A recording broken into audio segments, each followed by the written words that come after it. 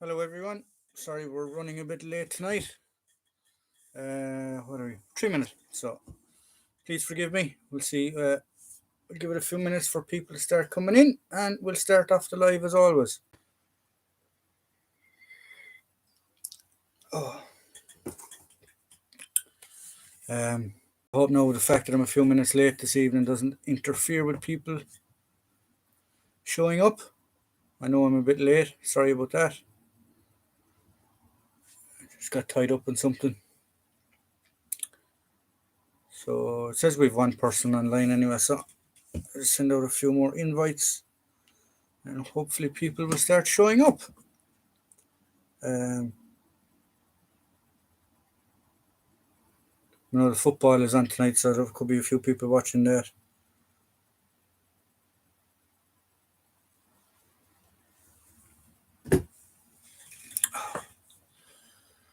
So how are we all keeping anyway this fine, wonderful Friday? Started to rain here now. There's a storm. We've had fine weather all week. Um, it's been quiet in relation to collecting. I did get one or two pieces of mail. Andrew, I hope he pops in later, but I did get his stuff. I got some brain spare parts and things like that for the cleaning kit. We have ordered parts for the World War One Brody helmet. So hopefully they'll be coming in during the week, and then we can get started on that. 1 second there now. I just need to plug in my computer before the battery goes.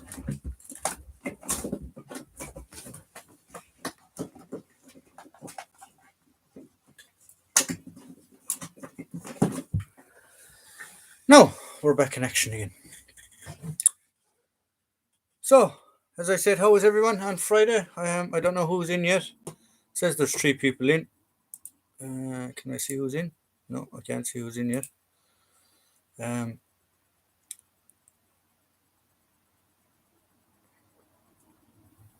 Can't see who's on yet, but sure, a few people I'm sure will come in. Stan, how's Stan? Welcome. Stan's always here. Yeah, you've promoted from last week. You're now a moderator. So welcome. Yeah, so well, I get back to so the parts for the M1 Brody have been ordered, or sorry, the M1 Brody, the Mark 1 Brody. Noah Smith, how are you? How are you doing? The Brody parts have been ordered. Some bits and pieces Andrew sent in. World War Bricks, hello, how are you? They came in. I did get my hands on a Mark 6 during the week for to do to it's coming up on Sunday because the how-to videos seem very popular, the project videos seem very popular. So what I have done is I had spare parts to make a riot helmet. You can call me Ollie. I had spare parts to make a riot helmet, so I've shown people on that video that's coming up on Sunday how to make a Mark 6 riot helmet and what parts you're going to need. Stan, I know you were interested in that. The kits for those riot helmets are fairly common enough to come across. They're easy enough to come across. How does it work? That's good, a moderator. How does it work? You basically are like a defender and you stop the knobheads if they arrive. You just block them. Just click on their name and it'll tell you what to do after that then. And you can block them. And that's pretty much what you do. Yeah, so I don't know who's going to pop in tonight. It's been a fairly quiet week. I've been busy at work. Life has come into stopped my collecting this week. Had to pay bills, car tax, insurance, things like that. But a few kind subscribers. Andrew being one. I don't know if he's going to pop in. If he pops in, I can show him again. He sent me some brain gun spare parts for my transport box. So I got the pull through. I got the bore brushes. Do I do World War One reenacting? I'm getting back into it. Ollie, I used to do it. I used to do Royal Munster Fusiliers, and I got out of it, but I'm trying to get back into it again. Military Collectibles, how are you? Just got the new World at Arms DIAC catalogue. Prices haven't half gone up. Over €250 for a German K98 bayonet. That's crazy. I must get onto their website in a while and have an eye on, have a look at them, because there's one or two bits I need to get. I do need to get a new SMLE bayonet, World War One bayonet. So I'm going to have to try and keep a look on that. So yeah, so I got bore brushes for my brain. I got a pull through. I got the rods. No, I don't want to split the rods because they're original. Well, look like they're original. They're marked 1953. I don't know if you can see it there, the little arrowhead and date on them. And I got my little oil bottle with a small bit of oil still inside it. So Andrew sent me them. He also sent me a sticker. I believe I'm now an unofficial member of the Combined Forces Living History Group somewhere in the UK. So thanks very much for that. So if Andrew pops in, I'll show him again. Because they did arrive. So we'll just catch up on the questions here. Let's go to moderator. How does it work? Okay. Do I do World War One reenacting? I do. I'm trying to get back into it.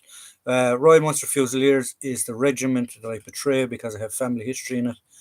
And I used to be a corporal in the Royal Munster Fusiliers, portray a corporal in the Royal Munster Fusiliers due to family history and stuff like that. So hopefully I'll be getting back into that this year.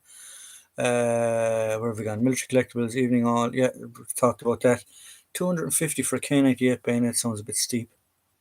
Getting into World War One reenacting to know what regiment to do, though thinking about the Irish Guards. Well, if you family history or something like that, go for that regiment. If not, go for a local regiment. I don't know where you are in Ireland, but down around where I am, it was the Munster Fusiliers or the Connacht Rangers, one of the two regiments. So that's what I portray. I got a Mark 6 1985 dated shiny Surface 1 for about 20 quid, which is pretty pleased with, but I can't have it till my birthday. Well, is your birthday coming up? You're on rations at the minute, are you? Yeah, I want the shell that I used for that video is actually the later version. I wanted to get the shiny smooth one, but I haven't come across one yet. And when I do get one, I'll just transfer them over, because for my collection, the earlier period helmets, you don't see them wearing their helmet covers, because when they used to get petrol bombed, if they got petrol bombed, they would burn and stick to them. So that's why they never wore their helmet covers. Yeah, hello CJ. I got mine too. Haven't had a chance to look at it through it yet. Do you have to? Do you sign it? Is it if you've ordered stuff off them before they send you out them, or is it like a postal thing that you have to sign up for? Just a question. One of my great granddad uncles was in the 2nd Battalion Irish Guards. Sadly, he was killed in action in the Somme. Well, there you go. There's your regiment. Then, if I was you, I'd pick the Irish Guards and portray the Irish Guards. Military Collectibles is staying high to you there, Stan. Yeah, so that's what I would do. Uh, Different people for reenacting have different choices or different reasons that they get into it, pretty much, and portray different things. And then you have the big argument: is it reenacting or is it living history? Like, I suppose my 10 cents on it: if you're portraying camp life and things behind the scenes and living a persona, I suppose you're more living history than actually reenacting. The reenacting side of it is like dressing up accurately and going doing battles and things like that. I suppose a bit like the American reenactors that you see at these big sites like Gettysburg and things like that. They would be what I'd classify as reenacting. And then on the other side of it, the likes of Rifleman Moore, I would classify him more as living history rather than reenacting. But I suppose that's up to yourself, whatever you think. Think it's you just buy off them and tick the box for the mailing list. All right, okay. Yeah, I haven't bought anything off of worldwide arms in a long time. Agree with me there. Thanks very much. Oh, about the difference between reenacting and living history. Yeah, and the trick is to try and get them right. You can do them both, but to try and get them right because you're portraying a group of individuals, be it a regiment, be it a group or whatever, that they need justice done to them. And if you look sloppy, if you don't have the correct information, if you just don't have the uniform right and things like that, um, I personally myself I find it a small bit disrespectful. Now everybody learns, things change. Like you might have a piece of equipment done wrong, and somebody goes, "Hang on, that's wrong. Just do it this way. It's actually more accurate," and things like that. That's different than a guy just not caring. I somebody who just um, hasn't got something right for whatever reason, and wants to learn. I have more empathy towards that than just a guy that doesn't want to learn or a guy that doesn't care. He's just there for a weekend and going to piss. Regarding Worldwide Arms, you can subscribe to their catalog, but same are available to view online. They automatically send it out to all customers who have purchased things in the past. Okay. Yeah, so I'll check them out online. Um, I was actually, I won't say I was approached, but I've had people ask me in relation to what military surplus shops I use and where I get some of my stuff. Now, a lot of the stuff I get is off private dealers, guys that I know and things like that. But I do order stuff online and through specific shops. So, because of YouTube, I can't actually tell you. I can tell you where I buy stuff, but I can tell you it's non-sponsored. So I can't. I don't know how to say this. I can't tell you without having something in front of me and saying this is a non-sponsored item that I got from such and such. I can't physically say I get stuff from this shop, I get stuff from that shop, I get stuff from this shop because it goes against YouTube's guidelines. If you understand me. Whereas if they send me stuff for free, that's a sponsorship, that's different. I have to declare it with YouTube and things like that and say that a video has been sponsored. Um, or I tell them that I have a piece of item that I got from a shop, but it's not sponsored. So I hope that clears things up now. Where have we gone? Yeah, you should be remembered properly. That they deserve it after all the sacrifice. Yeah, exactly. Um, to do reenacting and to do living history, it's good. I do believe it is good, and I do believe things should people should do it. Um, but like that, if we're going to do it properly. In the early days of reenacting, if it looked right, it was acceptable. Nowadays, there are too many specific, which there are two there are two item specific, which spoils it for a new for the newcomer. Yeah, that's it. If you're getting into reenacting, or if you're going to start living history, it can get very, very, very, very expensive. So pick an era that you find interesting and books, research everything and anything. Talk to other reenactors. Go to a few reenactors dressed as a civilian or a few events dressed as a civilian. Try and gain as much knowledge as you possibly can. Look at how guys do things. Talk to guys that have been around the block. Um, the likes of Rifleman Moore is fantastic. Uh, Tom, who has his stuff for the Norwegian things, he's a wealth of information when it comes to Norwegian stuff. Military Collectibles is a fountain of knowledge when it comes to World War Two stuff and things like that. Um, although World War Collectible or Military Collectibles doesn't do, I don't believe he does reenacting or anything like that. But you pick up bits of information from everyone, put it together, and then put your own spin on it, if that makes sense. What's my favorite type of Denison smock? My favorite type of Denison smock is one that I have because I don't have any. So any Denison smock that I get will be my favourite. Although I was approached to know that I want to get a 50s version, so we're still in negotiations about that. So we'll wait and see. Uh, you can't say it's that because of the live stream. If not, I've bought loads of stuff from good dealers and I've mentioned them sometimes.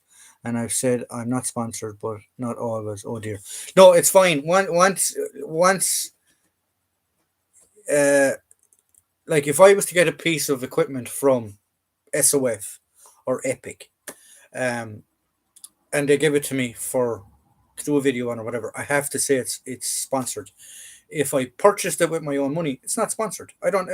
I've no allegiance to them, so I don't have to say where I got it, who I got it off, or whatever. If I paid for my own money, if you say I bought this off of A, B, C, and D, you bought that off A, B, C, and D, so you're covered. Heard of the Irish Great War Society? I did hear of the Great War Society, and I was a member of the Irish Great War Society. Um, the original Irish Great War Society. The main guy at the time when I was in it, unfortunately, passed away to cancer. Um, but there are a few guys I still think that I know from when I was in it that are still wandering around the place. I still have contact details for them and stuff. So when I do get back into the First World War stuff, I'll get back in contact with them again. Thanks for that. I have used to do specific displays in uniform, but living in an area where there's more sheep than people makes it difficult to get into a reenacting group. That's it exactly. And the thing about reenacting groups as well is there can be an awful lot of internal politics. We don't want to work with this group. We don't want to work with that group or whatever. So yeah, we're not going to that show because we don't like this group, or we're not going to that show because we don't like that group. There can be an awful lot of internal politics and an awful lot of crap. Try and stay out of that. If you are going to do a show or if you are going to do reenacting, try and get into a group, or or I won't even say get into a group, but you do have to have certain requirements. Like you have to have public liability insurance for these type of shows. You have to have things like that. You could take that out yourself, and it's completely up to you. And just go to the shows and join in with other guys. Get friendly with people, different groups and different things, and then let it be known. Then when politics or stuff starts, stand back and go, look, I'm staying out of it. Nothing to do with me. I'm here just for the reenacting or the living history side of it, and be damned the begrudgers, as they say. Um, and then as well in Europe, in Ireland it's not too bad, but in Europe as well, it's very very hard to portray Germans. I believe it's completely illegal in Germany. I'm not sure about some of the other countries. True, some reenacting groups policies for dressing in certain uniforms are a bit dubious. Yes, exactly. Like I mean, you can get a fairly good starter kit off of SOF, off of Epic. The uniform is the majority of the impression, and after you have that done, did somebody deal with Jesus there, lads? Um, After you have that done, then it's that's the easy bit. The hard bit is to do the research into um, take the Royal Munster or take the Royal Ulster Rifles, which I portrayed to hope to portray during the Second World War, during the Second World War. So they were involved in the BEF, and they were also involved in D-Day. Their equipment completely changed from the BEF to D-Day, right?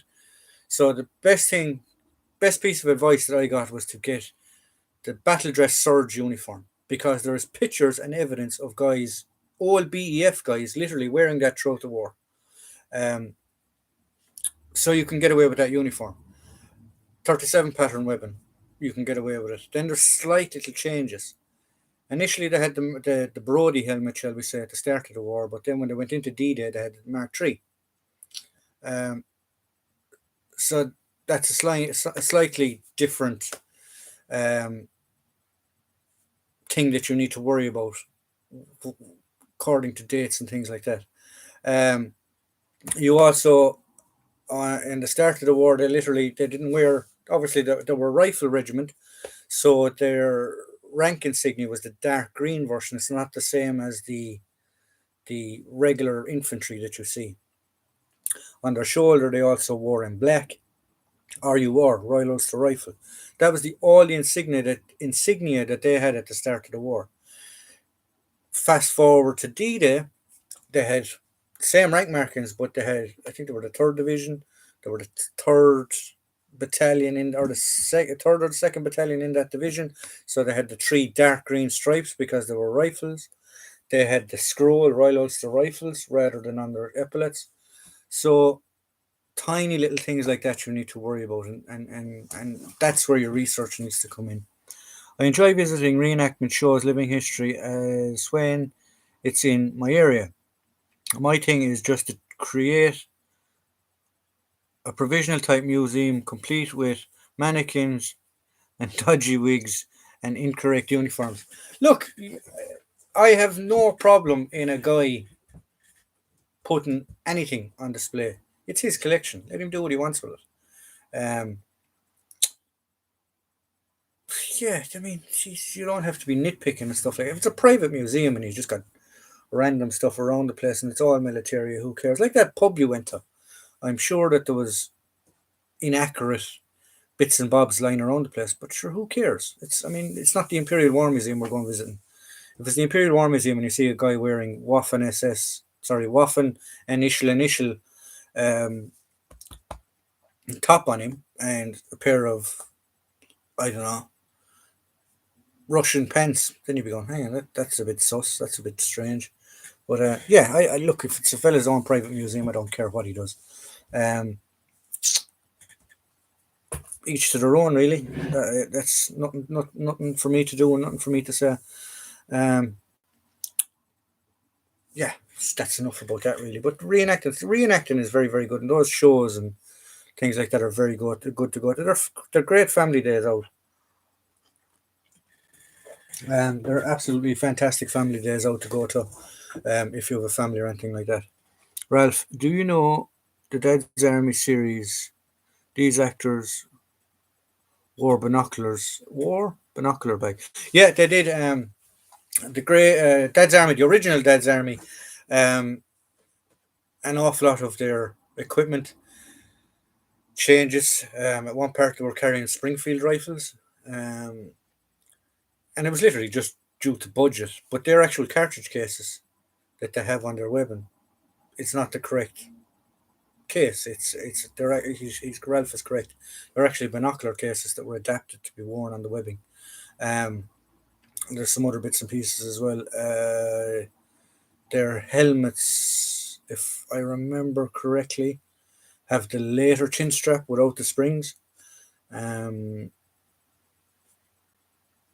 and I believe in part of it, then they're actually wearing the original, or not the original, but the battle dress surge uniforms, which I don't think they had. I think they were given like a denim type version, or sorry, they're wearing the denim, but they didn't actually get the denim. They always wore the battle dress surge. I'm not 100% sure, but I know there's some minor little things in that. I did watch the remake of it there not so long ago on Netflix, and wasn't impressed at all about it. Catherine Zeta-Jones is probably about the best thing that's in it. Yeah, I wasn't too fond of the new version of it. But sure, that's just me. I don't know if anyone else has seen the new version of it yet. Um, yeah, the but those type of shows like Hogan's Heroes as well. Hogan's Heroes was famous as well. That for a lot of inaccuracies and things like that. I mean, it's a comedy series. It's got to do with budget. It's got to do with Hollywood and things like that. And basically, the prop department will use whatever they can find and what's around the place at the time in bulk. I do believe in the making of the 1917 movie that an awful lot of the rifles that were using that were Denix, and the only ones that actually got the real rifles were the main actors.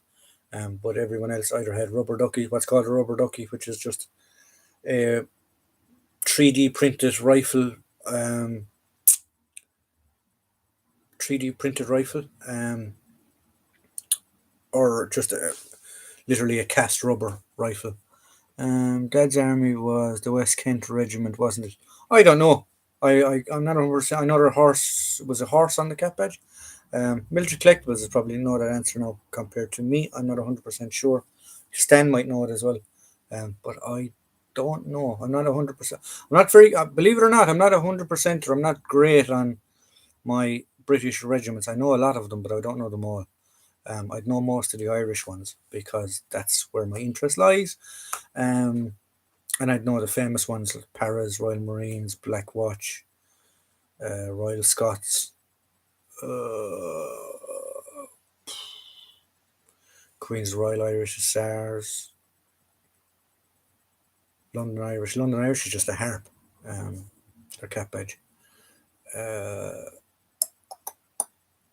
After that, then Welsh Regiment, Fusiliers. That's about it, really. My limit to British regiments is very limited. Royal Anglicans, sorry, I forgot them. The Green Jackets. Their Anglicans are still going. The Royal Green Jackets have been disbanded. Royal Artillery. They're standard enough regiments. But the West Kent, I don't know. I'm not 100% sure on that one either. Interesting. Interesting. So, how have you all been anyway during the week? Has it been quiet for you? Has it been busy for you? You're all very quiet tonight. Uh, the thing of the old series is a lot of the actors had served in World War One or World War Two, but they're also actors. What I think the word is gravitas. The remakes, both movies and Lost Episodes remake are bad. I haven't seen them actually. I haven't seen the Lost Episodes. I used to have the full box set, but I don't know where it is gone. Yip West Kent cap badge with Fantasy CP1 division patches for the non-existent Warmington Sea area. Warmington on Sea. They were available as replicas from Soldier. They are available as Soldier. Oh, that's pretty good. George, George and Mildred. um, Podrick, how are you? Yeah, Podrick. I mean, it's very bad now. You're gonna you're late. You're going to be on the mat. I'm sorry. Uh, howdy, folks. Apologies for my lateness. Any thoughts on the RDF now being allowed to serve overseas? It is, as far as I know, and as far as I know, it's only specific groups. The rifle, general infantry guys, I think, still aren't allowed go. I think it's just mainly uh, people that they have short of, the likes of medics, doctors, signalmen, drivers, things like that. But in general, infantrymen, I still think aren't allowed go. But I'm not 100% sure. But I don't know. Uh, Croft and Perry, C&P. Um, yeah, so the RDF, for those of you that don't know, um, we have a group here in the Irish Defence Forces called the RDF, the Reserve Defence Forces. Now, there's two tiers to the Reserve Defence Forces. You have the first line of reserve is guys that have served in the army that can be called back up again if they need to be, and then the second line is a bit like the TA or a bit like the reserve in the British Army. They were now allowed to travel overseas. Um, but the Minister for Defence during the week has wavered that rule. Pardon, has wavered that rule that they can travel overseas again. But to the best of my knowledge, it's for jobs that they're finding difficult to fill at the minute. They have plenty of infantry guys around the place, but the likes of cooks, medics, signalmen, drivers, things like that. I think that's what he's after clearing for. But they're still going to have to do. I mean, it's grand saying, okay, yeah, the RDF are going to go overseas, but they're still going to have to complete the training and everything that the regular guys are going to do. So that could cause problems. But we'll wait and see what happens there. I mean, like if you have an FCA or a reserve corporal or a reserve sergeant trying to deal with regular army lads, I don't know how that's going to go down. So we'll just have to wait and see. Just bought a Danish M23 M41, probably civil defense helmet, with some same as the German World War II invasion type M23, but again birthday time. Uh, that I can't wait to see that. Actually, that sounds interesting. I know the Finnish. I think it was Military Collectibles was saying it in one of his videos. The Finnish actually were given proper German World War II helmets for their winter war, but they rejigged them themselves. So you can still buy those in surplus, get the German liner, and convert them back to German spec, I suppose is what you'd call it. Olive Dean James had been involved. Jones had been involved in the fighting in Greece in 1941, and in World War II, after he was in a POW camp. I did not know that. No, I know. What's his name? Sergeant Wilson. Sergeant Wilson, I believe, was in the Second World War as well. Yeah, Ralph. He fought in the Garnet Canal. Okay. It's very, very interesting of Jones. They don't like it up to Mr. Mannering. They don't like it up him. Don't panic. Um, yeah. But there's an awful lot of famous actors that served in World War II. I mean, it's famous presidents as well, like Reagan, Kennedy. Um, they were all World War II. Um, oh, The Longest Day. Jesus. Every single one of those actors probably. I don't think John Wayne, though. I don't think John Wayne ever served a day in the military in his life. Clint Eastwood was in Korea. He was in the Marines. Um, who else do I know of?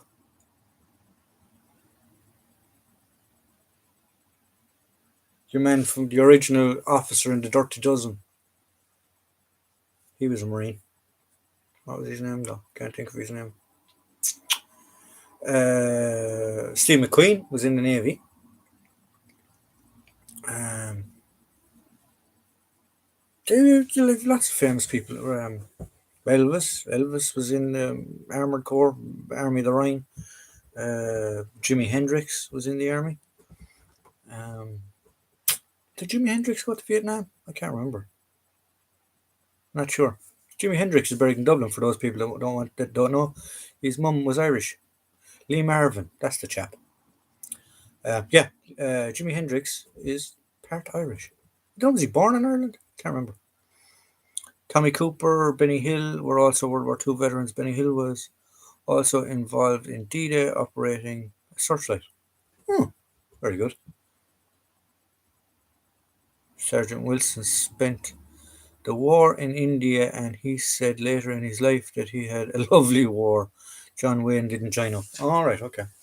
Um, Audrey Murphy, another famous actor that Congressional Medal of Honor winner. Uh, they're not winners; they're recipients. Congressional Medal of Honor recipient. Um, we talked about this before briefly on a few live streams. He made a film called To Hell and Back. Yeah, To Hell and Back, which was basically his biography of Voodoo Child. Great song, yeah. Um, of his experience at war and how he came to win the Medal of Honor.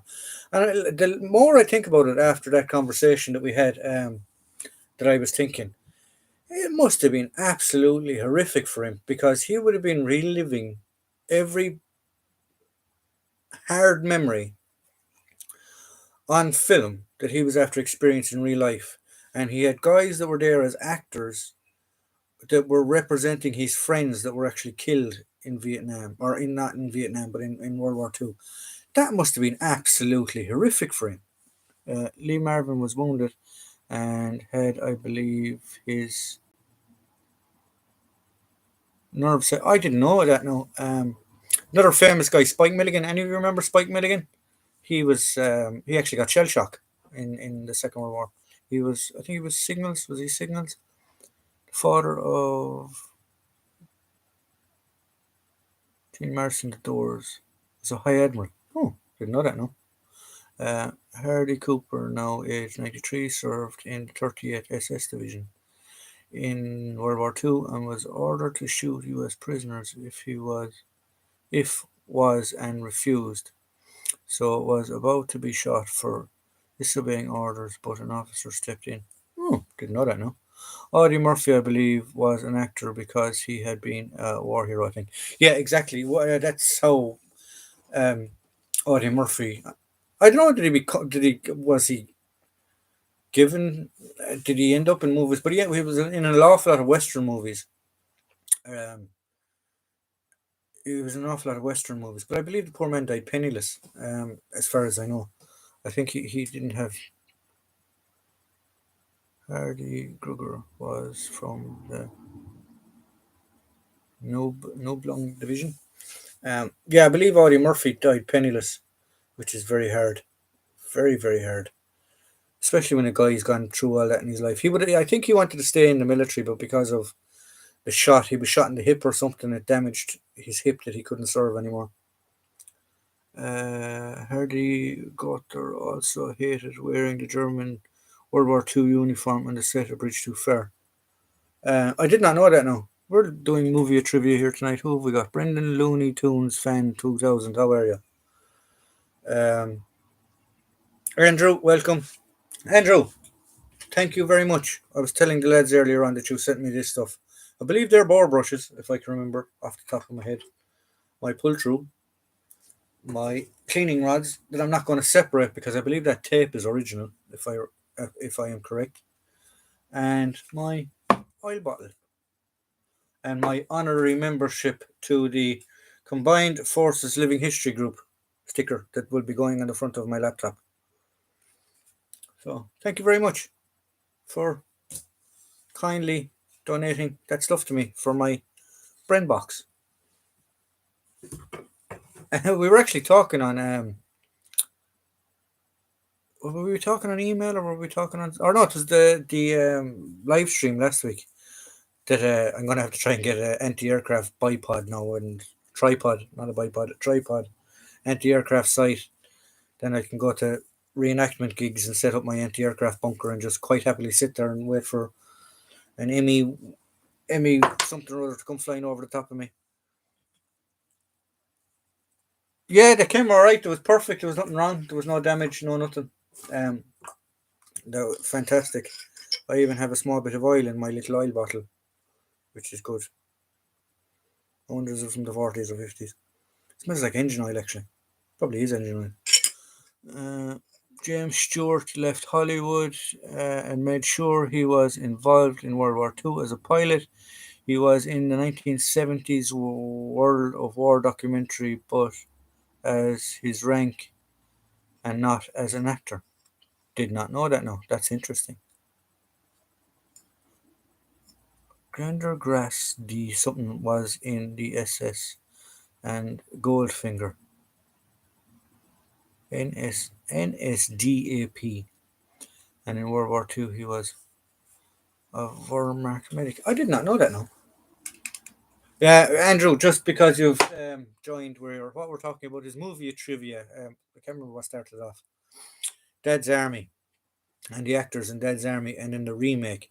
And then we were saying that an awful lot of the guys in the original Dad's Army had probably had served in World War One and World War Two. That's why the remake is crap, and the proper one, the original one, is good. And now we're starting to talk about actors that were in militaries. Uh, just found out that my World War One water bottle was an Indian pattern late war officer's private purchase water bottle. Uh, Forgive me if I'm wrong, but from what I can remember, the General Service water bottle was blue enamel for the First World War with the cloth cover over the outside of it. I'm nearly 100% on that. Yeah, I don't like the remake. No, I don't like the remake of um, Dad's Army. No, I don't like it at all. I know a fella who turned his basement into a sort of brain gun display, had a soldier propped on the window, and was somewhere in the Netherlands. Fantastic. Fantastic. Godfrey won an MM in World War One. He did actually. That's part of the story. In I don't know. Is it part of the story, or did he actually really win it? Did the actor himself really win the military medal? But Godfrey in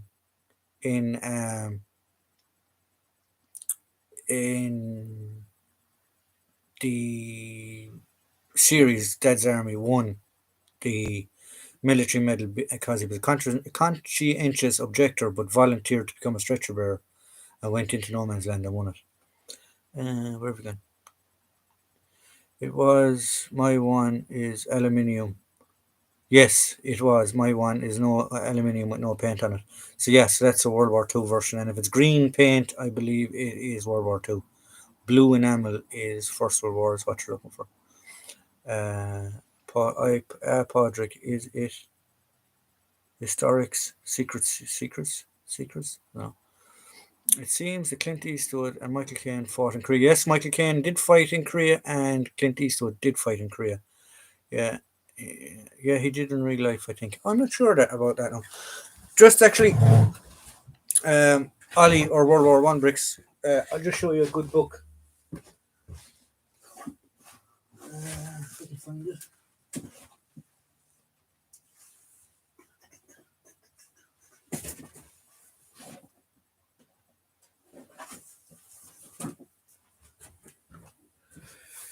This is a very good book if you want to. I believe I have a review on it already, but if you're into getting into World War One reenacting and collecting, this literally gives you a good overview of what the equipment looked like and what trade rank markings and stuff like that were. Um, all the way down to what the helmet should look like, field compasses, trench mirrors. So I mean, this is a good book if you want to. I'll just come to the front of it here, where the uniforms are. Just as a research book, if you're looking for information on the First World War to get into reenacting. Where the hell are the uniforms? There we go. So there's the uniforms, and it'll tell you all about the uniforms and what to look for in the uniforms. Tommy's War, it's called British Military Memorabilia 1914 to 1918 by Peter Doyle. Not a sponsored video. We've talked about this already. Not a sponsored video. There's also a home front one there is, and the British Soldier of World War II in Europe. I've been looking for that one and I can't find it everywhere. I've tried Amazon, I've tried YouTube, I've tried eBay, I've tried Amazon, I've tried everywhere, and I can't find the British Soldier of World War II. I need to find that book. And the home front one, I have seen the home front one. I might look into the two of them as well. Make that the home front. Well, we know what you meant, so it's grand. So yeah, that was actually my mug that I had for when I was reenacting First World War. It's not the correct size. That's actually Andrew again sent me this one, which is 1952, but it will do for World War II. Slightly different. I think these are pints. This is a half pint. So, yeah.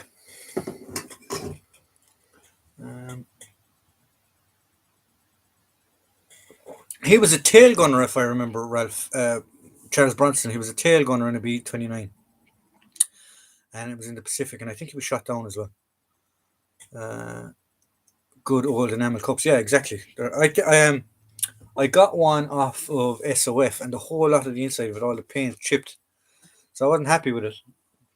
And Andrew, their good friend, said, "I have a spare one. Here, take it," which was so kind of him. And I mean, I must say this to guys as well. Some people have sent me on stuff. I'm extremely appreciative of it.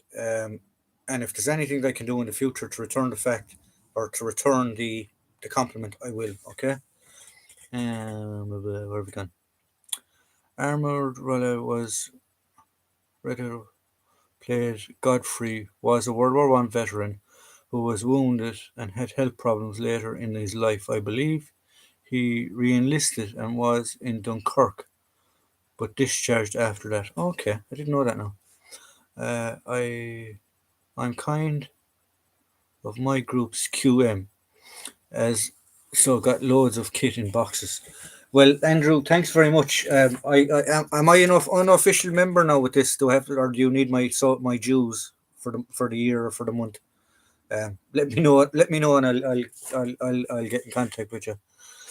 Uh, British, is that the UK version or is it the Irish version of eBay? I must have a look at it. I'll have a look at it again now this evening.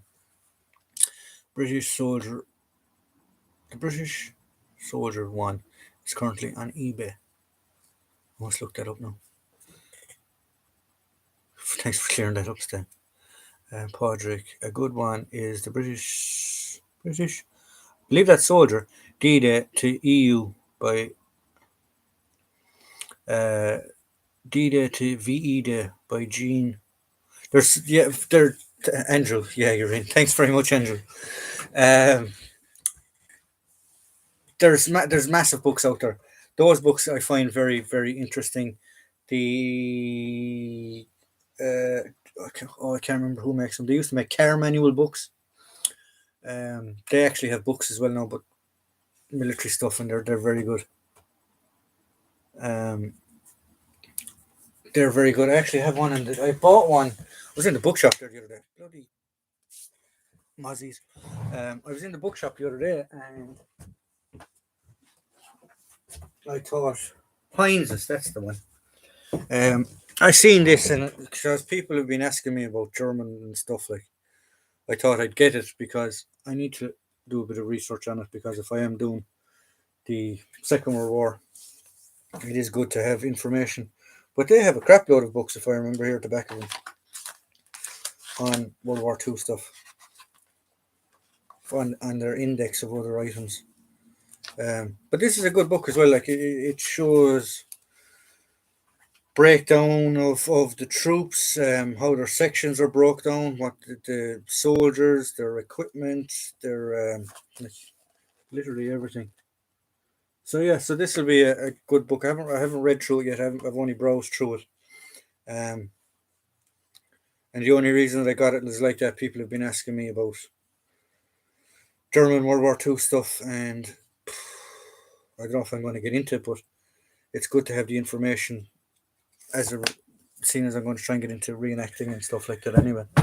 So Heinz's book. They used to make car manuals and things like that.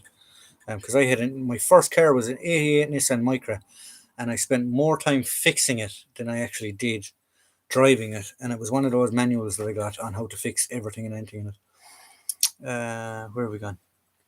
I once saw a mug for sale on eBay with Joy Springer on it. I thought it was a sick souvenir. Good, that's interesting. Agreed, Podrick. The D-Day to VE is excellent. I must look up that book as well. Heinz's World War One, Tommy, World War Two British soldier, World War Two German soldier are well worth the money for collectors, modelers, and reenactors. Okay, there we go. Is 59 pattern Denison good in Northern Ireland? Yes, it would have been. Yeah, it would have been.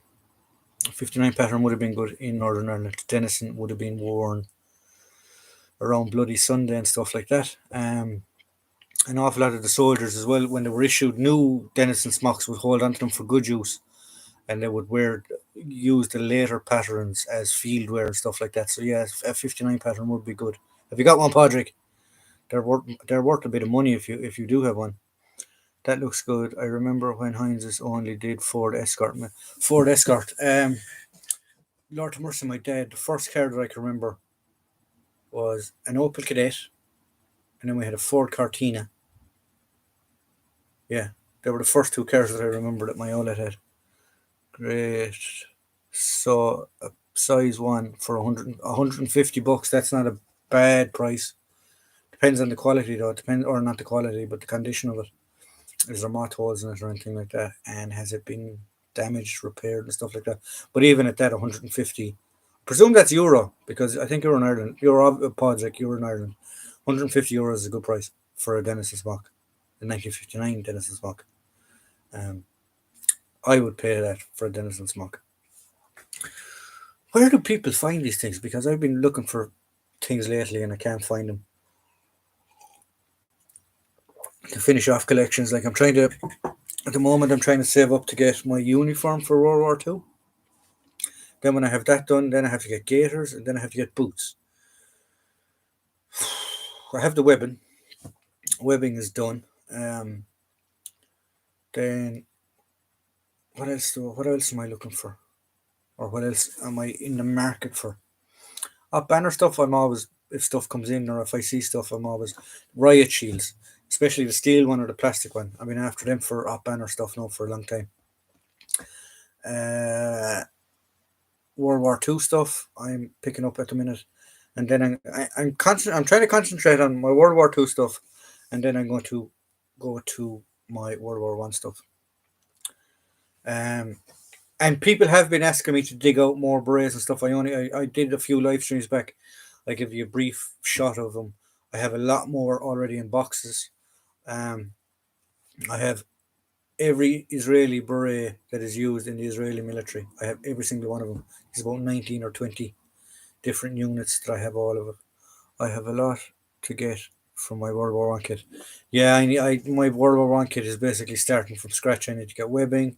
I need to get uniform. I need to get hat. I need to get putty. Sorry, I still have my putties. I need to get boots. I need to get. I have my wash roll. I have a handkerchief. Um, I need to get an awful lot of stuff. Jeez, I don't even want to go there. What is the price of a World War Two Denison smock? Thousands. Thousands.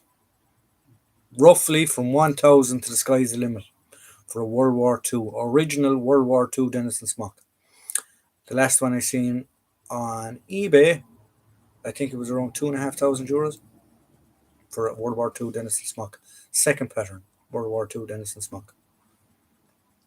Have you been using the secret eBay? I have been using the secret eBay. Got a riot shield a few months ago.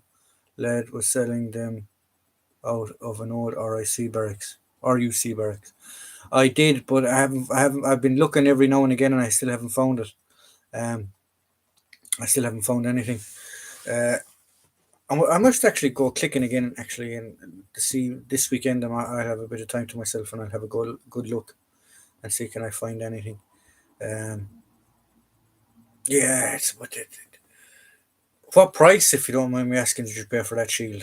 Because the last few I've seen have been, especially the steel ones, have been absolutely astronomical. Um, yeah, actually, there was a question asked to me last week, and I want to ask it to you. What is the prize piece of your collections? But even setting up displays costs. But even setting up displays costs. I've I've just got through my attic project, 60 quid on wood, etc., and a full day building it, the display up. Yeah, but that's enjoyable. I like that. I like putting stuff together and going, looking back at it, going, yeah, that's nice. Or I'd move it somewhere else or do something else. Yeah. So yeah, I think it's good. Who's that? Where have we gone? Weather has been nice for the last few. It has been savage for the last few days. World War. Who was it that was here last week that popped in for a while because they could only pop in for a while because we're gone bailing. Um, yeah, the weather's been savage around here. I'll send you a link to a lad who may have some paid of 120 for my shield. Very good. Yes, Podrick, please. Thank you very much. The last World War Two Denison smock I bought cost 50p. Oh, Lads, why wasn't I alive then? Not saying that you're old military collectibles, but I'm just thinking to myself, going, why didn't I have much of a cop on when I was younger to look for deals like that? 50p for Dennis and Smock. Oh my god. Was it the first pattern or the second pattern?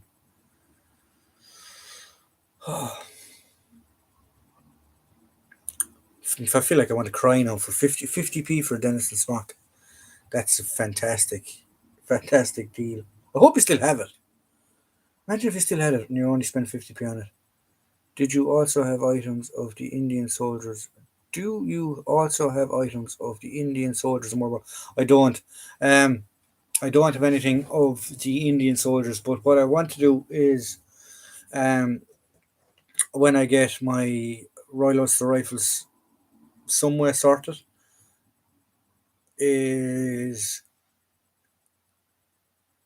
the Chindits. I wouldn't mind doing an impression of the Chindits. Um, I find their story very, very interesting. Who's watching from India?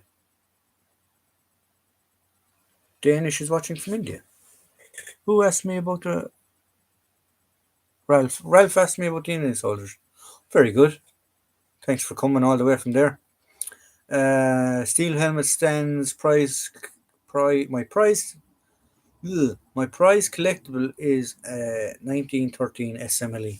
Yes, um, fantastic, fantastic deactivated, of course. Yeah, sure.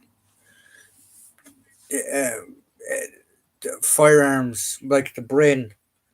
My brain would probably be my World War or my DAC slash firearm collectible. Um, in 1985, I bought a set of 58 pattern weapon for £58. For 58 equals £1 per web. Oh, so each item cost you £1, is it? Or no, a 58 pattern cost me £1. Very good. It just said it was second pattern. Yeah, the second pattern is nice. I like the second pattern.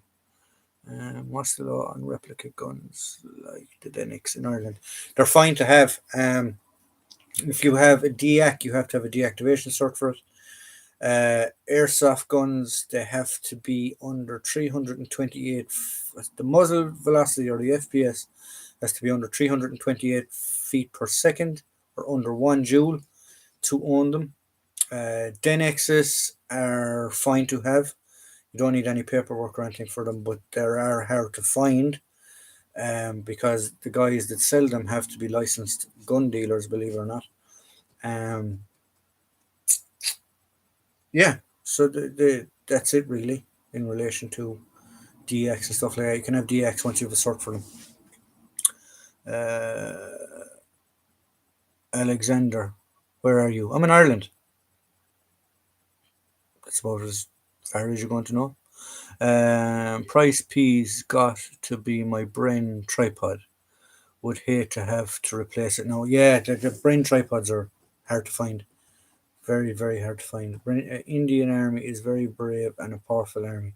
It is. It was. They've had their issues in the past, but yes, the Indian Army, they're no cowards. Gurkhas in around that area, very famous fighting unit. Ralph, some British Indian troops went to fight for the Germans. Azard Hand was the name of the division. These were located at the Anzac Wall. I know that he had an Indian division, and I know he had an Indian group, shall we say, and I believe they were actually attached to the Waffen SS. Um, the steel helmet stands getting into the swing of blocking people. The British Free Corps, they were called, was when they went around to prisoner of war camps to try and get guys to join up from the British, and I think they only got about 50 of them, if I remember correctly. When you were doing World War I reenacting, where did I get my Lee Enfield? I got my Lee Enfield at a show. I got my Leonfield at a show. The guys were those military shows or reenactments. You do have traders there, and they do sell them. So that's my SMLE, Denex SMLE that I redid the timber work on. I basically took off all the timber and I sanded it down and I restained it, because when you do get Denexes, they're red looking, if you get me. So that's my SMLE, my Denex SMLE for when I go back to reenacting, and I can use it for BEF during the Second World War. Where have we gone? Sorry, I need to scroll up here a second. I've answered that one. Military collectibles, prize non-military piece in my collection. Screen worn, screen matched with medic helmet, the actual one from Saving Private Ryan.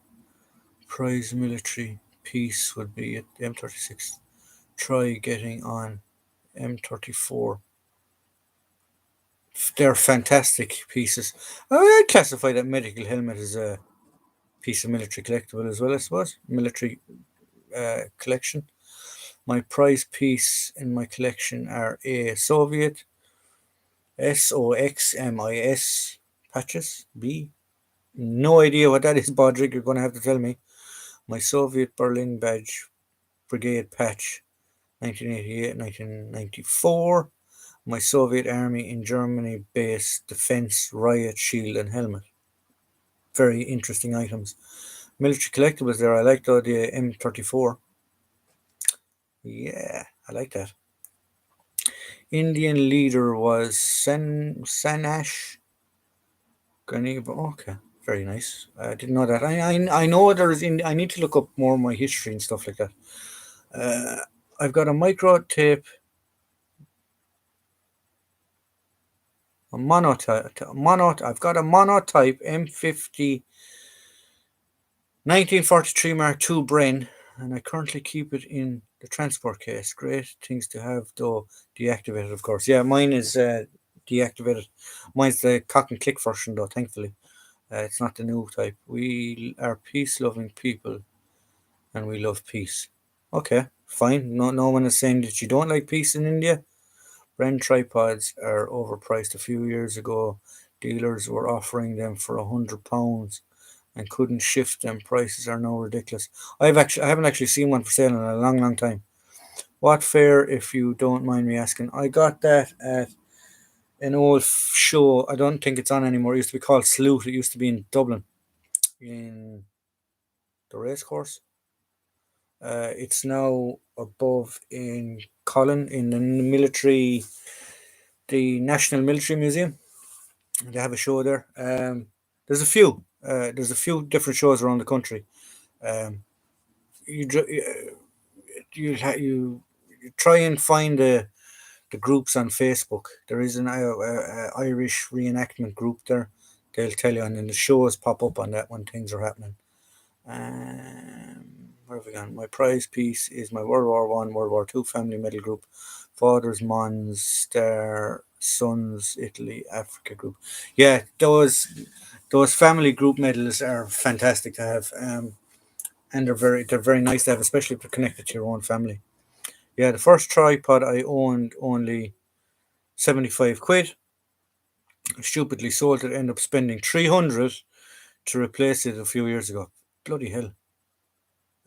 Yeah, that's a lot of money. John Emery, son of a British MP, Leo Emery, was the person used by the Germans to create the Free Corps. He was executed after the war. Yeah, I was he was a prisoner himself, if I remember correctly at the start. Ralph, I was believed to fought with the Idi Amir. Idi Idi Amin was believed to fight with the KAR in Burma in 1904. He was at one point in time tied up with the British Army somewhere. I don't know, was it in Africa or was it in India or where he was, but I do believe that he was in the British Army. And then he famously, when he became the dictator, uh, said that he won the Victoria Cross. He used to wear a Victoria Cross ribbon because he said he won it with the British Army. Um, I live close to the Cullen Military Museum. Great place. If you ask those lads actually in that museum, they'd probably be able to point you in the right direction. There is a guy in Dublin. He is the Paul something is his name. He's the dealer for Denex. So I'm sure, and he has like a model shop in Dublin. Um, I'm sure if you got in contact with him, uh, he would be able to get you one. As I said, what you should invest in is an empty brain gun. Ugh. Come here, you mozzie. There we go. Um, what you should invest in is an empty brain mag storage box. Then you can get mags. Yeah, I've thought about it. Um, I've thought about getting a mag box for it. I do have two mags, and I can't remember how many the empty boxes carry, but I think I should get some KAR King's African Rifles. Thank you very much, Ralph. You're educating me. Um, that's yeah, that's interesting to know now. Um, I received your Ranger. I received your email. I have been really busy. That's fine. There's no hassle. There's no panic at all. Um, there is no problem at all in relation to that. I mean, like you all know the email, lads, and if you don't know the email, it will be up on the description of this video, and the description of all my videos. It's always on the top of it. If you want to blast off an email to me to talk to me about anything or in relation to collecting, if you want to give me an item to do a video on and I'll send it back to you, or if you want to donate an item, blah blah blah blah blah. It is completely up to you. I don't force you to do anything, or will never ask you to do anything. The channel is about ye as subscribers and as viewers and stuff like that. So that email is literally for comments saying, John, I think you should do this, I think you should do that. Have you information on such and such? That is completely up to you. I think Army was just a civilian with a punch of marrying and or young ladies of the night. Yeah, he died of I believe he had diseases that would have reacted great with penicillin if he was given them correctly. Um, he wasn't he had something ridiculous like 13 or 14 wives and something like 50 odd kids. He was bit of a ladies man, bit of a nutbag, but a bit of a ladies man. There was a Thunderbolt, Operation Thunderbolt. Was it Thunderbolt? There's a movie actually about it, about when Black September. Probably a lot of I don't know if a lot of the younger guys probably won't know this, but there was a terrorist group called Black September going around Europe at the time. I believe they were German. You had lots during the 70s, 60s, and 70s. Europe was a mess, and you had terrorist groups going all over the place. You had ones from Spain. The Basques were fighting down there for their independence. You had Black September and stuff fighting up around Germany. You had our lads over here kicking the crap out of each other in the north. It was just an absolute mess. But this group, Black September, along with the PLO, took a plane, an Israeli plane flying from Egypt, I believe. They took it hostage, flew it to